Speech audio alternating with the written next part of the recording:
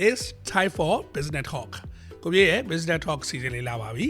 ကိုပြည့်ကညီလေးညီမလေးတို့ပြောထားခဲ့တဲ့အတိုင်းပဲကိုပြည့်ရဲ့ Business Talk မှာ episode 10ကိုခွဲပြီးတော့ညီလေးညီမလေးတို့ကိုအသေးစိတ်ရှင်းပြပေးသွားမှာပါ Okay အဲ့တော့စရအောင် episode 1မှာဆိုတော့ကိုပြည့်တို့က What is entrepreneur တယောက်ကဘာလဲဆိုတဲ့ဟာကိုစတင်ပြီးတော့ရှင်းလင်းပြပေးသွားမှာဖြစ်ပါတယ် Okay ဒီနေ့ညီမတို့က entrepreneur ကိုမှာခေတ်စားနေတဲ့ entrepreneur ဆိုတာဘာလဲဘယ်လိုနားလည်ထားလဲတကယ်လည်း entrepreneur ဆိုတာကတော့စီးပွားရေးမှာသူများနဲ့မတူပဲစွန့်ဦးတီထွန်သူအဖြစ်သုံးပြကြပါတယ်ဘာလို့စွန့်ဦးတီထွန်တာလဲသူများမလုပ်သေးတော့သူများမစင်စားသေးတော့ idea များနဲ့နည်းလမ်းများကိုသုံးပြီးတော့သူများထက်ပုံမကောင်းတဲ့စီးပွားရေးတွေကိုလုပ်ကြကင်ကြဟာသူများထက်တိုးတက်အောင်လုပ်ကြတဲ့သူတွေကိုကိုတို့က entrepreneur လို့ခေါ်ပါတယ်ဟုတ်ပြီအဲ့တော့ဒီထဲမှာငွေကြေးလွတ်လပ်ခွင့် financial freedom ကိုမရချင်တဲ့သူရှိလားခင်ဗျာကိုပြည့်တို့လူတိုင်း financial freedom ကိုရချင်ပါတယ် financial freedom ဆိုတာကလည်းကိုပြည့်တို့ဗမာလိုပြောမယ်ဆိုရင်တော့အဲ့နေတောင်မှငွေဝင်နဲ့ငွေကြေးစဉ်းစားစရာမလိုတော့လွတ်လပ်မှုကိုပြောချင်တာပါအဲ့တော့လူတိုင်းဒီ financial freedom ဆိုတဲ့စကားကိုတကယ်ဘဝကိုလိုချင်ကြပါတယ်ဒါပေမဲ့အဲ့မှာဘာတွေဖြစ်နေကြသလဲလို့အဓိကပြောမယ်ဆိုရင်လူတွေကငွေကြေးလွတ်လပ်မှုကိုလိုချင်ကြပေမဲ့သူတို့ရဲ့အဓိကအားနည်းချက်ကတော့နံပါတ်1တောင်းရခြင်းမှာရှိနေတဲ့အလုပ်တွေကိုပြစ်ပြီးတော့စိုးဦးထွန်းသူတယောက်အနေနဲ့သူများမလုပ်သေးတော့ရင်းနှီးမြှုပ်နှံမှုတွေငွေကြေးကိစ္စတွေလုပ်ငန်းကိုင်တွေကိုစတင်လုပ်ကိုင်ဖို့အတွက်ကြောက်ရွံ့နေကြပါတယ်နောက်တစ်ခုကတော့ဘယ်အချိန်မှအချိန်ကောင်းဖြစ်မလဲအချိန်ကောင်းဖြစ်ဖို့စောင့်ဆိုင်နေကြတာအဲ့ဒါဒီလူတိုင်းရဲ့အဓိကအားနည်းချက်နှစ်ချက်ဖြစ်ပါတယ်အဲ့လိုလူတွေရဲ့အားနည်းချက်ကြောင့်ပဲသူတို့ဘဝတစ်လျှောက်လုံးမှာမလှုပ်ချင်မဲ့လှုပ်ရတော့ဝန်ထမ်းဘဝနဲ့အချိန်ကုန်သွားတဲ့လူတွေအများကြီးရှိပါတယ်သူတို့ဒီမလှုပ်ချင်တော့လှုပ်တယ်လှုပ်ချင်တယ်မလှုပ်ချင်လှုပ်ရတယ်သူတို့ရဲ့နေ့စဉ်ဘဝညီငွေစရာကောင်းတဲ့ပုံမှန်လုပ်ငန်းတွေကိုလေပတ်ရင်းနဲ့အသက်အရွယ်တစ်ခုရောက်သွားတဲ့အခါမှာသူတို့လိုချင်တဲ့ financial freedom ဆိုတဲ့ငွေကြေးတောက်တခြင်းမရှိတဲ့ဘဝတွေကိုမရရှိပဲနဲ့ကုန်ဆုံးသွားကြပါတယ်အဲ့ဒါမလို့ကျွန်တော်တို့ဒီခုခေတ်မှာ entrepreneur ဆိုတဲ့စကားလုံးနဲ့အတူစီးပွားရေးလောကရဲ့ခေတ်သစ်ကိုစတင်ဖွင့်လှစ်နေကြပြီဖြစ်ပါတယ်အဲ့တော့ကိုတို့ entrepreneur what is entrepreneur ဆိုတဲ့ကိစ္စလေးကိုအသေးစိတ်လေ့လာကြည့်ရအောင်လောကကြီးမှာ business စီးပွားရေးဆိုတာ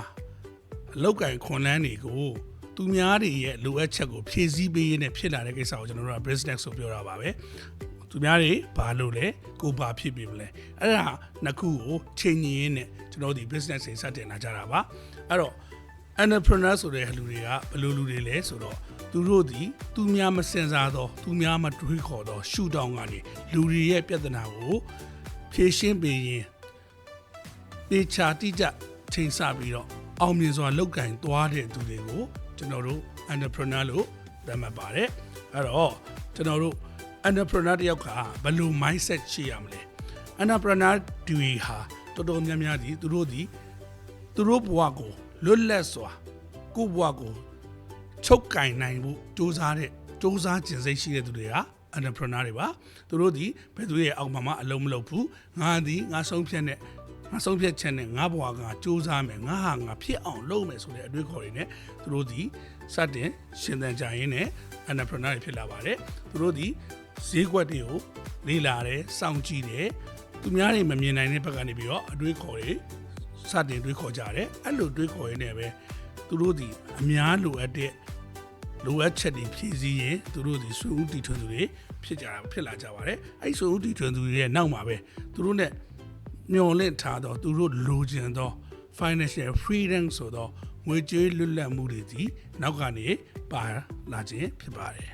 အဲ့တော့ entrepreneur ဆိုတာကသူများတွေရဲ့လိုအပ်ချက်ကိုသူများတွေမမြင်တဲ့ရှုထောင့်တွေကြည့်ပြီးတော့လောက်ကင်ရင်းနဲ့အောင်မြင်တဲ့ပုံကိုယ်တွေဖြစ်လာကြတယ်ဥပမာတစ်ခုအနေနဲ့ပြောပါဆိုရင်ကျွန်တော်တို့အများပြည်သူရှိနေတဲ့နေရာမှာအဓိကလိုအပ်ချက်ဒီဘာဖြစ်မလဲဥ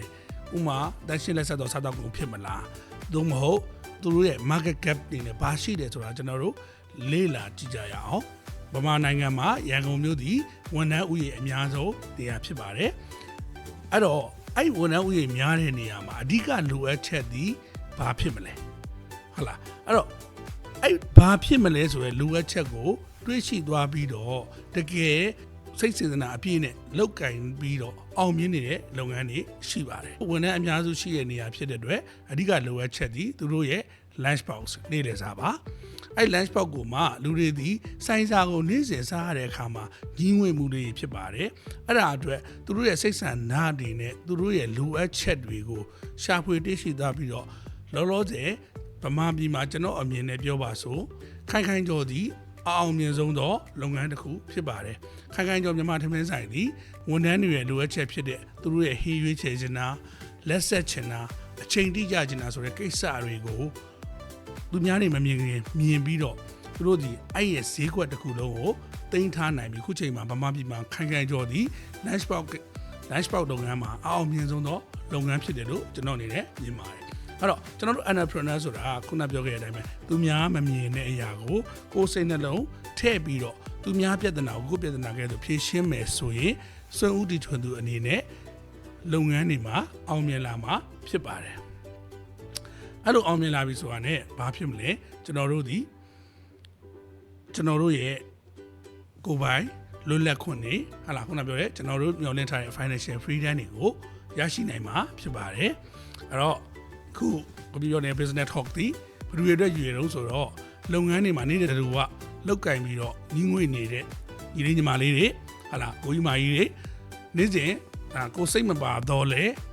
လောက်ရမယ့်အရာမလို့လုံနေသောသူတွေအတွက်ကိုရည်ရွယ်ပါတယ်အဲ့တော့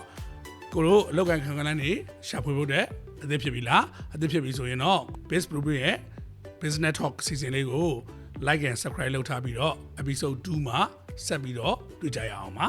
အားလုံးကျေးဇူးတင်ပါတယ်